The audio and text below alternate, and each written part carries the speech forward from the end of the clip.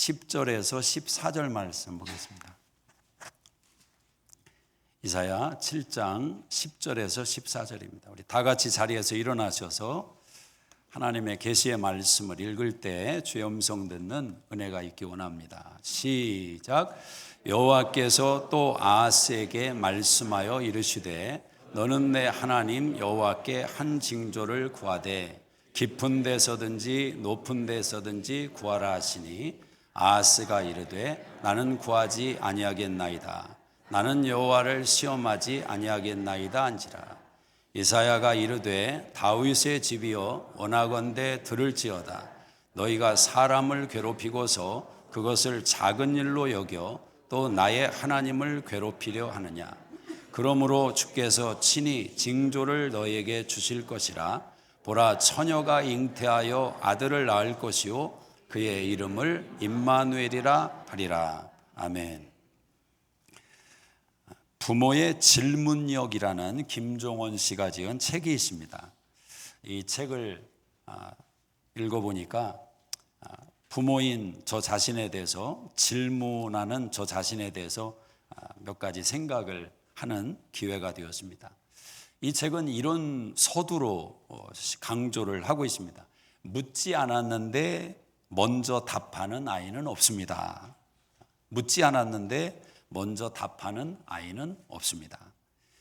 아이를 키우는 입장에서 저자는 질문이 얼마나 중요한지 강조하고 있습니다. 어떤 아이로 키울 것인가? 이 질문이 중요하다라는 것입니다. 사실은 자녀를 키워보고 키우는 것이 아니기 때문에 물론 둘째, 셋째를 가지고 있는 가정이라면 경험이 있습니다.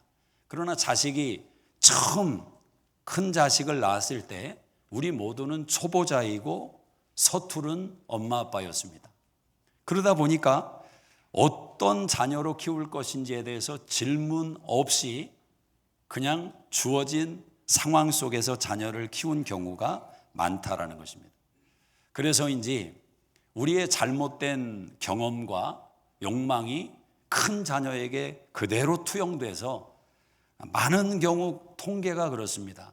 큰 자녀들이 성격이 원만하지 못하고 이 자리에 큰 아들이나 따님들이 있으면 죄송스럽지만 완벽주의로 흘러갈 수 있는 위험성이 있다든지 또는 의기소침한 그런 마음이 있다든지 부작용이 굉장히 많이 투영되기가 쉽다라는 겁니다. 물론 그럼에도 불구하고 수정교회 큰 자녀분들은 다 잘 크신 줄로 믿습니다. 그래서 막내로 내려가면 셋째 집 딸은 얼굴도 보지 말고 데려가라. 그런 말이 갑자기 셋째를 낳으려고 하니까 DNA가 바뀌어가지고 셋째는 얼굴도 예쁘게 태어나고 셋째는 성격도 좋게 태어나고 그런 일은 없지 않습니까? 근데 그런 말들이 왜 생겨났는가 보면 부모가 큰 자녀에게 실패를 경험하고 나서 그제서야 깨닫는 것 아니겠습니까? 아니 내 생각대로 내 방식대로 키우는 게 잘못됐구나, 아니구나. 그리고 이제는 좀 방목하는 느낌도 있고 그냥 예쁘게만 바라보고 칭찬만 해주고 사랑만 쏟아주고 이렇게 하다 보니까 아래로 내려갈수록 성격도 좋고 인간관계도 좋고 삶의 만족도도 깊고 이런 현상이 일어나더라는 겁니다. 어떤 자녀로 키울 것인가? 만약 아직 이 생각을 갖지 않고 자녀를 키우고 있다면 한번 여러분에게 질문해 보시기를 바랍니다. 두 번째는 왜 그런 자녀로 키우기를 원하느냐라는 겁니다. 여러분이 생각하는 상이 있다고 할 때 나는 왜 그런 자녀로 키우고 싶은 마음이 있는가? 세 번째는 어떻게가 있겠죠. 어떻게 그럼 키울 건가? 근데 저자는 어떻게라는 이야기보다 이 이야기를 합니다. 이 아이를 키우는 나는 누구인가? 나는 누구인가? 내가 누군지를 모르는데 내가 난 자녀를 키울 수가 있겠느냐라는 거죠. 신앙 안에서 굉장히 중요한 질문입니다. 우리가 신앙 생활에서도 가장 출발은 나를 알아야 되는 것 아니겠습니까? 내가 누구냐라는 거죠. 내가 정말 하나님의 사랑을 받는 자녀인가? 이 굉장히 중요한 겁니다. 사랑이 부족하면 무한한 열등감의 인생을 살아갑니다. 의심을 많이 하고 신뢰를 잘 못하고 그런 부작용이 왜 생기느냐? 사랑받음에 대한 확신이 없기 때문에 그렇습니다. 그래서 신앙 안에서 복음이 정말 그 사람의 중심을 관통하고 복음을 1대1로 선명하게 체험하면 분명히 바뀝니다. 자아상이 높아지고 과거에 부모로부터 어떤 교육을 받았든지 다윗의 고백처럼 나의 부모는 나를 버렸지만 하나님은 나를 영접하신다. 그 관점을 가지고 인생을 산다는 거죠. 세상에는 많은 교육법이 있습니다. 그 많은 교육법 가운데 가장 중요한 것은 나만의 방법이 있어야 된다는 겁니다. 나에게 맞아야 되는 거예요. 왜냐하면 아무리 좋은 교육법도 컨텍스트가 다르다는 것을 품어낼 수가 없다는 거죠. 여러분의 자녀가 가지고 있는 기질과 여러분 가정의 환경과 또 여러분 가정의 성격을, 히스토리를 누가 같이 공유할 수 있는 게 아니라는 거죠. 그래서 어떤 하나의 원리가 모든 사람에게 통용되는 게 아니라는 것입니다. 그런데 우리 부모된 입장에서는 이게 좋다 하면 거기로 달려가고 저게 좋다 하면 저기로 달려가고 그렇게 끌려다니는 아이들만 축원하는 것입니다. 컨텍스트가 다르다. 그래서 하나님이 우리의 가정 속에 나의 인생 속에 하나님이 만들어 놓으신 컨텍스트를 생각하면서 그분에게 물어야 되는 거죠. 어떻게, 어떤 아이로 키워야 되겠습니까? 이 질문을 우리가 신앙 안에서 던져야 됩니다. 질문한다는 것은 생각을 자극하게 됩니다. 대개 자녀들은 부모의 질문을 답하며 성장한다고 그럽니다. 아이들이 어렸을 때 본능적으로 질문이 많았지 않습니까? 아빠 이거 뭐야? 엄마 이거 뭐야? 질문이 유독 많은 아이들이 또 있습니다. 근데 우리는 그 질문을 과소평가해서 그만 좀 물어 이놈아. 똑같은 걸 왜 묻냐? 그 질문하는 아이의 입을 막고 상상력을 막았던 어리석은 과거들이 있습니다. 중국의 속담이 있습니다. 물어보는 사람은 5분 동안만 바보가 된다. 그러나 묻지 않는 사람은 영원한 바보가 된다. 사실 질문하지 않는 부모는 없습니다. 다 질문은 합니다. 나름대로. 문제는 그 질문이 과연 우리 자녀들의 상상력을 자극하고 자녀들과의 관계성을 끈끈하게 만드는 그런 창조적인 질문을 하느냐 하지 않느냐의 문제입니다. 아이들이 학교 갔다 오면 대부분 부모님들 이 질문 안 했습니까? 너 오늘 선생님 말씀 잘 들었니? 이 질문은 평균적으로 다 해본 질문일 겁니다. 그럼 아이들이 어떻게 대답을 해야 됩니까? 안 들었어.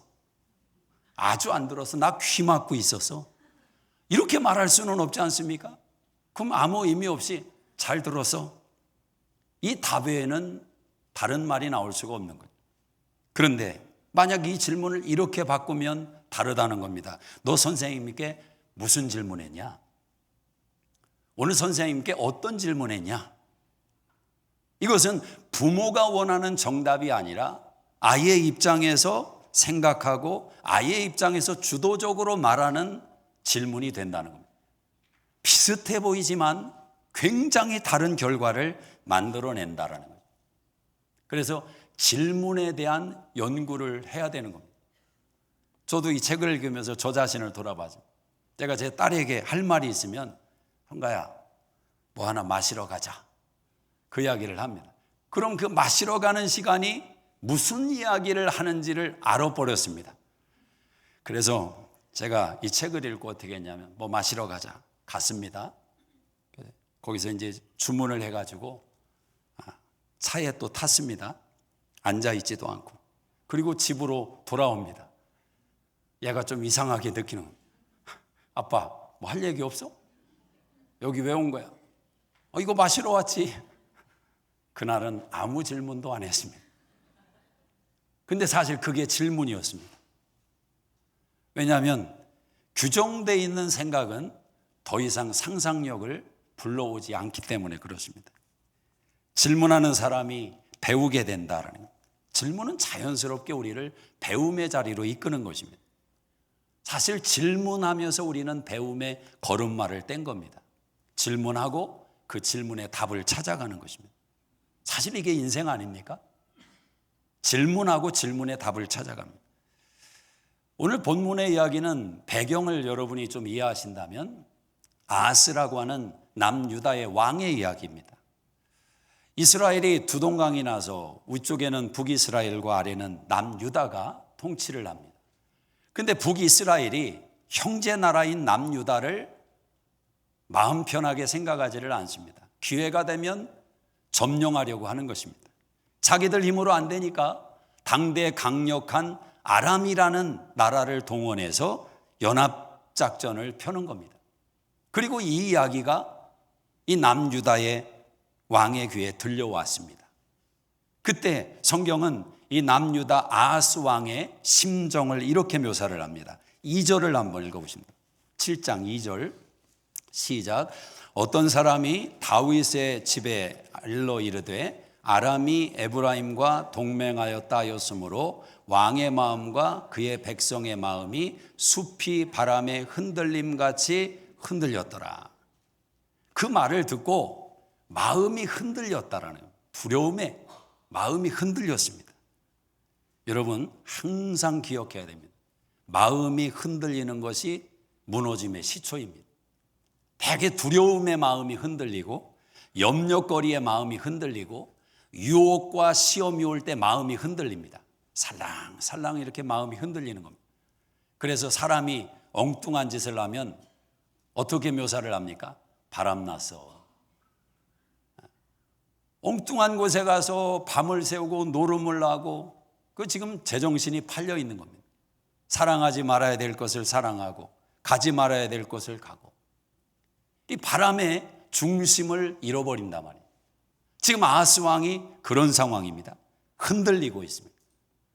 무릇 지킬 만한 것 중에 더욱 내 마음을 지켜라. 제일 중요한 것이 이것입니다. 어떤 일이 있어도 여러분의 마음에 하나님의 평안이 있고 하나님의 기쁨이 있고 그것이 여러분의 가정을 만드는 것이고 그것이 여러분의 삶을 만들어가는 것입니다. 이 평안이 중요하다. 이사야 선지자가 흔들리는 왕의 마음을 잡아주기 위해서 찾아갔습니다. 그리고 이렇게 권면하는 겁니다. 3절을 한번 읽어보시겠습니다. 3절 4절입니다. 4절 시작. 그에게 이르기를 너는 삼가며 조용하라. 르신과 아람과 르말라야의 아들이 심히 노할지라도 이들은 연기나는 두 부직갱이 구루터기에 불과하니 두려워하지 말며 낙심하지 마라. 이사야가 가서 두려워하지 마라. 낙심하지 마라. 그 아람과 북이스라엘은 지금 뭐 연합작전 편다고 하지만 두 부직갱이에 불과하다. 그렇게 이야기를 합니다.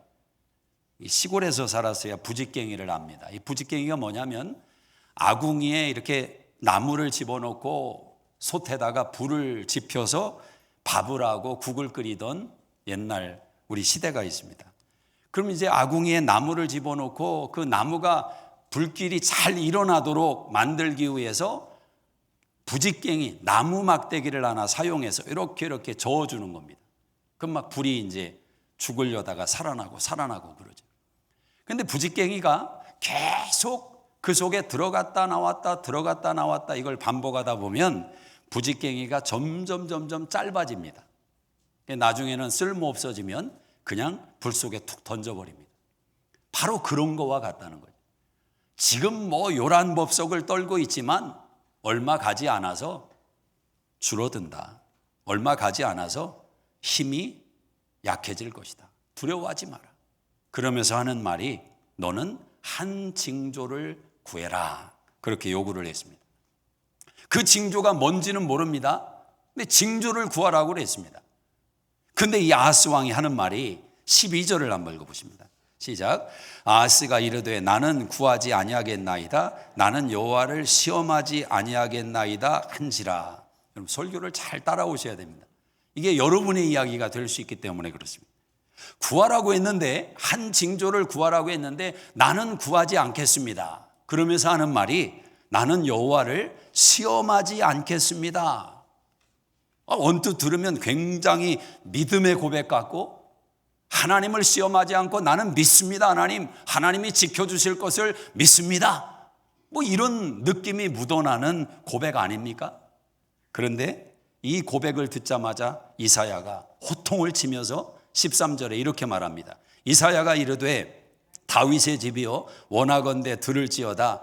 너희가 사람을 괴롭히고서 그것을 작은 일로 여겨 또 나의 하나님을 괴롭히려 하느냐. 너희가 사람을 괴롭히면서 이제 하나님까지 괴롭히려고 하느냐, 그렇게 말을 하는 겁니다. 우리가 지금 깨달을 수 있는 것은 아하스의 말은 문제가 있구나. 아하스가 나는 하나님을 시험하지 않겠다고 말했지만 그게 믿음의 말이 아니라 숨겨진 말이 있구나. 그 숨겨진 말이 무엇입니까? 아하스는 당시에 아람과 맞설 수 있는 아수르라는 나라를 생각했던 것입니다. 아수르에 사람을 보내고 아수르의 도움을 청해서 아람과 연합한 북이스라엘을 무찌르겠다. 이것이 아하스 왕의 생각이었습니다. 그러니 하나님께 기도하면 하나님은 그 마음을 알 것이고, 하나님은 아수르를 의지하지 말고 나를 의지해라. 내가 너의 방패고 내가 너의 힘이고 내가 너의 인생의 가정의 도움이니라. 하나님은 분명히 그렇게 말씀할 것 아닙니까? 근데 이미 마음이 다 아수르에 빼앗겨버린 아하스 왕의 마음은 하나님께 구하지 않겠다, 그렇게 변명하고 있는 것입니다. 질문하지 않는 인생은, 구하지 않는 인생은 미래가 어두운 것입니다. 지금은 질문하지 않아도 방법이 있다고 생각하기 때문에 질문하지 않는 것입니다. 저는 여러분 자신에게 질문해 보기를 원합니다. 최근에 여러분은 질문을 하는 습관이 있습니까? 없습니까? 이건 꼭 하나님께만 질문하는 이야기가 아니라 여러분 삶의 자리에서도 질문을 하느냐, 이걸 한번 점검해 보셔야 됩니다. 묻는 게 있는가? 묻고 듣고, 묻고 듣고. 사실은 가정 안에서도 여러분 아주 사소한 거지만, 여보 오늘 뭐 먹고 싶어요? 여보 나 오늘 뭐 좀 해줘. 식탁의 내용을 가지고 질문이 오고 가는 가정이라면 그래도 괜찮은 과정입니다. 그냥 알아서 냉장고 열고 원하는 거 꺼내 먹는, 더 이상 질문이 오고 갈 수 없는 관계. 이 질문이 없다는 것은 나중에 나오겠지만 관계성에 문제가 있는 거예요. 그래서 하나님은 우리에게 질문하라고 하시는 겁니다. 알기 위해서, 또 변화되기 위해서, 충만하기 위해서. 여러분 삶에 질문이 메마르면 인생도 메마릅니다. 기억하십시오. 질문이 풍성해지면 삶도 풍성해집니다. 사람과 하나님 앞에 우리의 질문이 많아져야 된다는. 질문이 뭐냐? 오늘 아하스의 이야기를 통해서 숨겨져 있는 질문의 본질을 여러분이 세 가지를 붙잡으셔야 됩니다. 질문이 뭐냐? 질문은 겸손의 표현입니다. 겸손의 표현. 내가 모른다는 것을 고백하는 겁니다. 묻는 것을 힘들어하는 사람, 묻기를 싫어하는 사람, 왜 그런지 아세요? 마음속에 교만이 있습니다. 나만큼 아는 사람이 어디 있어? 나만큼 이것에 대해서 능력 있는 사람이 어디 있어? 내가 누구한테 물어봐? 저 사람이 나한테 물어야지 내가 어떻게 저 사람한테 물어? 도대체가 질문이 없는 인생이 있단 말이죠. 물론 나름대로의 능력이 있으니까 그 생각도 들어올 수 있습니다. 그러나 여러분, 사람은 다 배워야 될 구석이 있습니다. 질문하지 않으면 마음과 생각이 시멘트처럼 굳어갑니다. 점점 굳어가서 하늘의 단비가 내려도 흡수할 수 있는 힘이 없습니다. 다 지나가 버리는 것, 다 흘러가 버리는 것입니다. 질문하는 사람은 받아 먹습니다. 질문하는 사람은 자기의 지평을 넓혀갑니다. 질문하는 사람은 길이 보이기를 시작합니다. 질문하는 사람은 도움의 손길을 얻습니다. 아하스 왕에게 구하라. 이 말은 하나님이 물으라는 것 아닙니까? 물론 신명기 6장 16절에 보면 너희는 여호와를 시험하지 마라. 이런 말씀이 있습니다. 마사에서 시험한 것 같이 여호와를 시험하지 마라. 그것은 불순종의 죄를 짓는 시험이기 때문에 하나님이 말씀하시는 것이지 하나님께 묻는 것이 시험이 될 수는 없다라는 거죠. 아하스의 본심은 이미 의지할 대상이 하나님이 아닙니다. 하나님은 보이지도 않고 도와줄지 안 도와줄지도 불확실하고, 그러나 아수르 왕은 내가 손을 내밀면 얼마든지 잡아줄 사람이고 함께 갈 수 있는 사람이라는 인식이 있는 겁니다. 그러나 결국 이 아수르에게 남유다는 잡혀먹고 맙니다. 이것이 세상의 논리 아니겠습니까? 오늘 하나님께서 여러분 마음속에 너 질문 좀 해라, 나한테 좀 구해라, 너의 현실에 대해서, 네가 하는 일에 대해서, 너의 믿음의 신앙에 대해서 나한테 좀 구할 게 없냐, 이런 마음이 온다면 여러분 적어도 기도해야 되는데, 이런 마음이 들면 이렇게 인지하면 됩니다. 하나님이 줄 것을 준비해 놓고 여러분 마음에 감동하시는 겁니다. 하나님의 계획이 있다는 거예요. 하나님이 뭔가를 이겨낼 수 있는 힘을 주시기 위해서 기도하게도 하시고, 하나님이 선물을 주시기 위해서 기도하게도 하시고, 기도하지 않으면 지나갑니다. 야고보가 말하지 않습니까? 너희가 얻지 못함은 구하지 않았기 때문이다. 질문하지 않았기 때문에 답을 얻지 못한다는, 그냥 흘러가는 삶에 막혔기 때문에 답을 얻지 못했다는, 구하라는 거예요. 질문해라. 사람에게도 묻고 하나님에게도 묻고. 그럼 사람에게 묻는 것도 굉장히 지혜로운 겁니다. 겸손한 모습이죠. 나보다 나이 어린 사람이 있습니까? 물어야 됩니다. 자녀에게도 물을 건 물어야 됩니다. 부모님들 핸드폰 다루는 거 애들보다 잘하세요? 못하면 물어야지, 배워야지. 학교 보내려고 로그인 하는데도 왜 이렇게 어렵습니까? 근데 딸아이가 하더니 금방 답을 찾아내더라고요. 배워야 됩니다. 배우는 걸 부끄러워하지 마십시오. 내가 하는 분야에서도 내가 전문가라고 스스로 자칭할지라도 배우셔야 됩니다. 배움이 멈추면 성장도 멈추는 것입니다. 사람이 묻지 않기 시작할 때 병드는 것입니다. 피터 드러커라는 지금은 작고한 경제계 거두가 있습니다. 이분이 이런 말을 했습니다. 사람은 호기심이 없어지면서 늙는다. 호기심이 없어지면서 늙는다. 연세가 있어도 호기심이 있고 배움의 열망이 있고 질문이 있는 사람은 늙지 않습니다.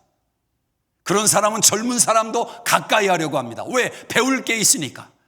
인생의 연륜과 함께 배움의 과정이 있다 보니까 얼마나 줄 게 많겠습니까? 그런데 어느 순간 굳어버리면 거기서는 나올 게 없다라는, 호기심이 사라지면 늙는다라는 거예요. 내가 최고라는 생각을 잠깐 내려놓고 내가 무엇을 질문해야 할까? 그 질문이 나의 인생을 더 풍성하게 만든다는 이 진리 앞에 서셔야 됩니다. 따라하십니다. 질문하자, 질문하자, 또 질문하자. 그 자세를 꼭 유지하시길 바랍니다. 두 번째는 질문하는 것은 겸손이고 질문하는 것은 순종이라는 겁니다. 순종. 자, 아하스에게 하나님이, 이사야가 말합니다. 너는 여호와께 한 징조를 구해라. 그 다음에 무슨 말이 있냐면 11절을 보세요. 아주 중요한 말씀입니다. 11절 시작. 너는 내 하나님 여호와께 한 징조를 구하되 깊은 데서든지 높은 데서든지 구하라 하시니. 자, 깊은 데서든지 높은 데서든지 구하라, 이렇게 말을 했습니다. 이 도대체 무엇을 구하라고 하는 것인지 우리가 문자만 읽으면 어려움이 있습니다. 그러나 이 말씀 속에 아주 중요한 신앙을 가르치고 있음을 깨닫습니다. 우리가 하나님께 구하는 내용이 있을 때 우리는 그 구함의 내용을 가지고 고민할 때가 좀 있습니다. 내가 이런 걸 구하는 게 하나님에게 구하는 게 맞는가? 이런 건 구하면 안 되는 거 아닌가? 그래서 그건 기복주의입니다. 먹는 거, 입는 거, 그 건강 이런 거 위해서 기도하지 말고 하나님의 나라와 영광을 위해서, 열방을 위해서 기도해야지 언제까지 달라 그런 기도만 할 겁니까? 이런 메시지를 듣거나 강의를 들으면 솔직히 마음이 어디로 더 가냐면, 그렇지, 내가 언제까지 먹는 거, 입는 거 이런 것만 구해서 되겠는가? 하나님의 영광을 위해서, 큰 걸 위해 기도해야지. 그렇게 가지 않습니까? 찔림이 그렇게 온다 말입니다. 그 나쁜 건 아니죠. 그 맞는 말입니다, 사실은. 왜냐하면 마태복음 6장 33절에 너희는 먼저 그의 나라와 의를 구하라. 그리하면 이 모든 것을 너희에게 더하시리라 그랬습니다. 근데 이걸 사람들이 흙과 백의 논리로 자꾸 생각을 합니다. 그래서 먹고 입고 마시는 걸 구하는 건 잘못된 것이고 하나님의 나라와 의를 위해서 구해야 된다, 이것만 생각한다고요. 근데 거기에 놓치는 단어가 뭐냐면 먼저라는 단어입니다. 우선순위를 말하는 거지 구함의 내용이 그것만 구해라 이게 아니라 말입니다. 만약 그것만 구하라고 주장하는 사람에게 저는 이렇게 묻습니다. 하나님의 나라를 구하는 게 뭡니까? 하나님의 의를 위해서 기도한다고 하면 그건 어떻게 기도해야 되는 겁니까? 그럼 이런 답이 오겠죠. 교회를 위해서 기도하고, 영혼을 위해서 기도하고, 선교를 위해서, 선교사를 위해 기도하고, 그렇게 답이 흘러가겠죠. 그럼 여러분, 선교사님을 위해서 여러분이 기도한다면 무슨 기도를 하겠습니까? 선교사님이 하나님을 더 가까이 하고 알아가고 그 기도가 있겠지요. 그러나 선교사님의 가정 위해서 기도 안 합니까? 선교사님의 자녀 위해서 기도가 안 나오겠습니까? 선교사님의 물질의 현실을 인해서 기도 안 나오겠습니까? 결국 우리가 드리는 기도는 하늘의 기도인 것이면서 동시에 땅의 기도이더라는, 지금 그 이야기를 하는 겁니다.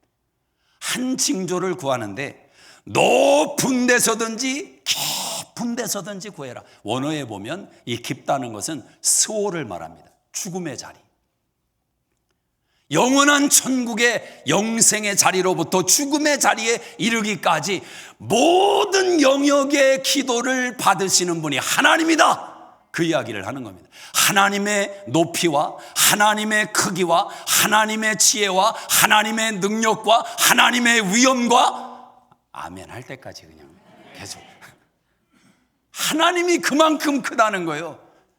그런데 우리는 이 큰 간격 속에서 뭘 가지고 기도해야 하나님이 좋아하시나 이러고 있으니, 그렇게 하면서 기도라도 하면 좋지만 아하스처럼 점점 기도가 식어지는 인생으로 흘러가더라는 거예요. 요한복음 14장 14절에 내 이름으로 무엇이든지 구하면 너희가 얻을 것이다. 요한복음 15장 7절에 내 안에 거하고 내 말이 너희 안에 거하면 무엇이든지 원하라 그리하면 너희에게 그리 주시리라. 마가복음 11장 24절에 무엇이든지 기도하고 구하는 것은 받은 줄로 믿으라. 공통점이 뭡니까? 무엇이든지. 질문하는 것은 순종하는 태도입니다. 왜 하나님께서, 예수님께서 무엇이든지 구하라고 말씀하셨는지 아십니까? 이 구함이 결국 어디로 가느냐가 중요하죠. 그 구함을 통해서 만들어내는 목적이 뭐냐가 중요하죠. 결국 하나님은 관계성으로 우리를 끄시는 겁니다. 여러분이 먹는 문제 가지고 기도했지만 먹는 문제 응답받았다고 해서 먹는 문제가 해결된 게 아니라 하나님과의 관계가 해결된 겁니다. 나는 너를 먹이는 자다. 그 하나님을 다시 아버지를 경험하게 된 거예요. 염려와 두려움 속에 고민하다가 기도했는데 그 문제가 해결되면 기도해서 두려움이, 염려의 문제가 해결됐다. 염려 두려움의 문제가 해결된 게 아니라 그 기도를 통해서 하나님과의 관계가 깊어진 거예요. 내가 너와 함께 하는데 왜 두려워하냐? 내가 남이 아니고 너의 아버지인데 네가 왜 두려워하느냐? 하나님과의 관계가 해결된 겁니다. 그래서 여러분, 저는 신학을 유학 와서 조직신학을 공부했습니다. 조직신학이 굉장히 딱딱한 공부라고들 이해를 하는데, 사실 기독교사의 조직신학은 뼈대와 같이 중요한 겁니다. 여러분도 다 조직신학의 개념이 신앙 안에 다 들어가 있습니다. 사실은 이 감정적으로 미혹되는 경우는요, 빠져나오기가 쉽습니다. 그러나 이론적으로 미혹을 당하면 어렵습니다. 그 2단, 3단에 빠진 사람들이 감정적으로 거기 갔더니 막 잘해주고 막 다 환영해주고 막 선물 주고 그래서 마음이 혹 간 사람들은 2단에서 빠져나오기가 쉽습니다. 근데 이론적으로 신앙적으로 열심 내다가 딱 걸린 사람들은 정말 어렵습니다. 그만큼 이 뼈대가 중요한 것입니다.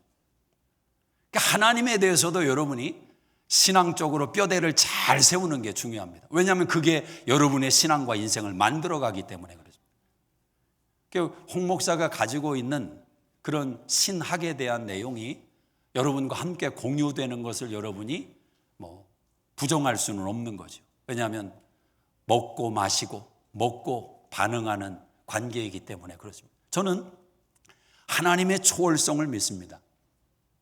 하나님의 초월. 이 말은 무슨 말이냐? 하나님은 인간이 아니다. 하나님은 하나님이다. 그분 앞에 우리는 나가설 수도 없고 다가설 수도 없고 감히 하나님과 겸상할 수 없는, 하나님은 높고 위대하신 분. 이게 초월적인 하나님에 대한 고백인 겁니다.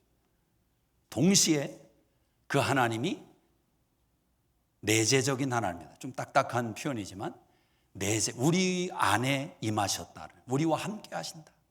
그래서 함께 울기도 하고 웃기도 하고 위로하시고 격려하시고 용기를 주시고 할 수 있다고 힘을 주시고 손을 잡아주시고, 하나님의 한 부분이 또 그렇단 말입니다.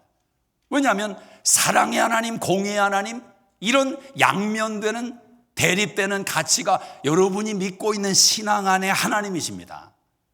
왜 신앙이 헷갈리는지 아십니까? 하나님이 헷갈리게 하셔서 그런 거예요. 아니, 완전한 하나님이시고 완전한 인간이라고 예수님이, 이게 설명할 수 있겠습니까? 설명이 안 되는 분이 그분이에요. 근데 그런 분을 믿는 우리가 얼마나 헷갈리겠습니까? 여러분이 헷갈리는 게 당연하지만 기적은 뭐냐? 그 헷갈림 속에서 중심을 잡는 신앙으로 간다라는 거죠. 그래서 내가 만약 함께 하시고 위로하시고 격려하시는 하나님께 위로를 받고 은혜를 받고 또 격려를 받으면서 가다 보면은 무슨 문제가 생기느냐? 하나님하고 맞먹는 신앙이 표현될 때가 있습니다. 그런 때는 다시 하나님의 초월성을 생각하고, 또 하나님을 너무 어렵게만 생각하고 하나님 가까이 할 수 없는 그런 분으로 생각했다가 나에게 찾아오셔서 내 아픔과 내 현실을 다 아시는 그분께서 만져주시는 그분을 또 경험하는 줄, 이게 잘 균형을 잡으셔야 됩니다. 구약에 보면 엘로힘이라는 하나님의 표현이 있고 야훼라는 표현이 있습니다. 이 엘로힘이라는 것은 전능자, 창조주, 이런 말입니다. 얼마나 능력이 있어요. 나는 100세 아브라함을 통해서 이삭을 만들 수 있다. 이게 나의 능력이다. 전능한 여호와니라 나를 믿어라. 이렇게 하나님은 다가오십니다. 근데 동시에 하나님이 인격적으로 다가오십니다. 내가 한다. 내가 기다리고 있다. 그래서 여러분, 이런 하나님을 경험해 나가는 것은 우리 평생의 스펙타클한 여정인 겁니다. 하나님을 더 알아가고, 모든 과정 속에 하나님은 이 순종이라는 내용을 통해서 우리를 관계성으로 끄시는 거예요. 아버지가 아들과 맺는 관계처럼. 거기에는 순종이 필요한 겁니다. 그렇지 않습니까? 질문이 순종입니다. 예, 제가 하나님의 뜻대로 나가겠습니다. 살겠습니다. 행하겠습니다. 품겠습니다. 사랑하겠습니다. 헌신하겠습니다. 충성하겠습니다. 수만 가지 신앙의 표현들이 여기서 나오는, 마지막 세 번째는 이걸 다 종합한 겁니다. 질문하는 것은 겸손한 것이고 질문하는 것은 순종이다. 근데 그 순종이 결국 어디로 이끄느냐? 질문한다는 것은 함께 하겠다는 결단입니다. 함께 하겠다는 결단. 자, 그래서 여러분에게 옆에 있는 사람에게 질문하라는 겁니다. 그 질문이 그 사람과 내가 함께 하겠다는 결단을 보여주는 겁니다. 이런 의미에서 한번 옆에 분에게 질문 하나만 던져보시기 바랍니다. 자, 하나 둘 셋 하면 3초 동안 시작. 하나 둘 셋 질문해 보시기 바랍니다. 질문. 이 질문이 여러분을 당황스럽게만, 질문하지 않는 것이 어떤 문제인지를 여러분 성경을 통해 보시기 바랍니다. 13절을 보세요. 13절 시작.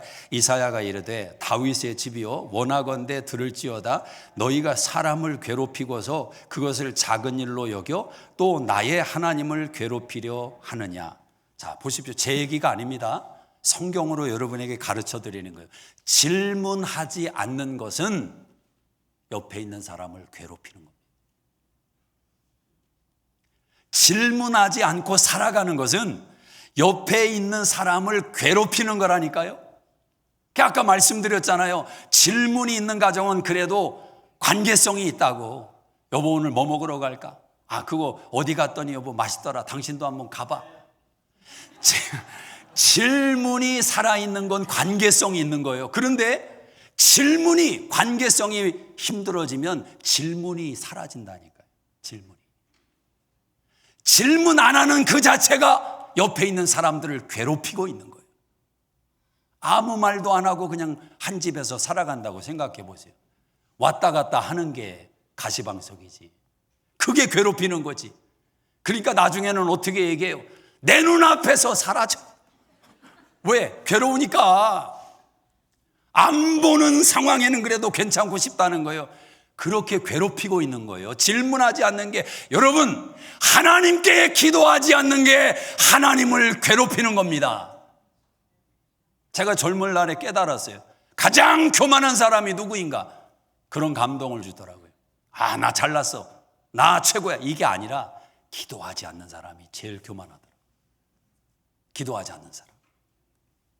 질문이 없어요, 하나님께. 왜? 내가 최고인데, 내가 왕인데, 내가 주인인데 누구에게 물어? 내가 능력이 있는데. 죄송합니다. 여러분이 의지하는 능력, 아수르로 생각하는 그 능력한테 잡혀 먹힐 수 있어요. 위협하는 게 아닙니다. 성경이 그렇게 보여주고 있는 겁니다. 하나님을 괴롭히지 마라. 물어라.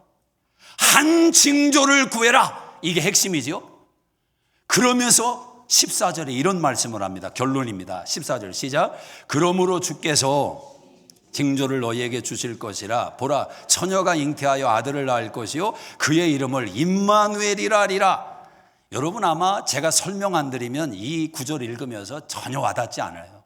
이해가 안 될 수 있어요. 왜냐하면 구하라는 내용에다가 나를 왜 괴롭히느냐 그랬다가 갑자기 처녀가 잉태하여 아들을 낳을 것이요 그 이름을 임마누엘이라. 이 구절 여러분 어디에서 딱 생각이 납니까? 마태복음 1장 23절에 요셉이 마리아와 정혼을 하고 이제 결혼한 관계로 나아가는데 어느 날 갑자기 마리아가 내가 임신을 했습니다.